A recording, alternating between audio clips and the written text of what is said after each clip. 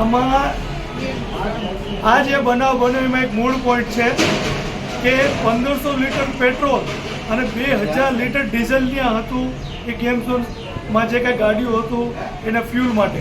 તો પહેલાં તો આપણે જ્યારે પેટ્રોલ પંપે જાય છે તો આપણને 500 ml અડધો લીટર પેટ્રોલ એક બોટલમાં આપતા નથી. તો 1500 લીટર પેટ્રોલ અને 2000 લીટર ડીઝલ આને આપ્યું કોણે, કયા પેટ્રોલ પંપથી મળ્યું, કેવી રીતે મળ્યું, એક આ તપાસનો વિષય છે.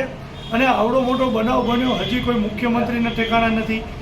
બરાબર, ગૃહમંત્રી ખાલી આપ્યો, અમારી ટીમ કામ કરશે, પણ જે જીવ વહી ગયા છે એ પાછા તો નથી આવવાના ને. તો અમારી એક જ માંગ છે કે આ લોકોના પરિવારને બધું મળવું જોઈએ અને સાંત્વના આપવી જોઈએ અને વધુમાં વધુ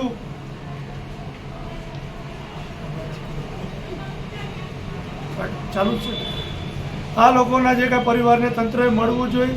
અને જે 4 લાખ છે 4 લાખમાં કાંઈ ન થાય. અત્યારે 4 લાખમાં એક દીકરીના લગ્ન નથી થતા આટલી મોંઘવારીમાં. અને આ દીકરી ભણતી હતી, એક સાઈડ જોબ કરતી હતી, એક સાઈડ એનું કોલેજ કરતી હતી.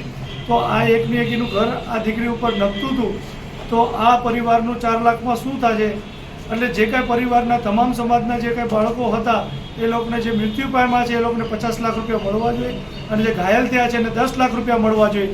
અને આની પર કડકમાં કડક પગલાં લઈ અને જે અધિકારીઓ છે, જે મોટા અધિકારી છે, જવાબદાર અધિકારી છે, તાત્કાલિક એને ડિસ્મિસ કરી અને એની ઉપર કાર્યવાહી કરી જેલને હવાલે કરવા જોઈએ. નહીં તો આવા બનાવો હજારો બનવાના છે, બનતા રહેશે.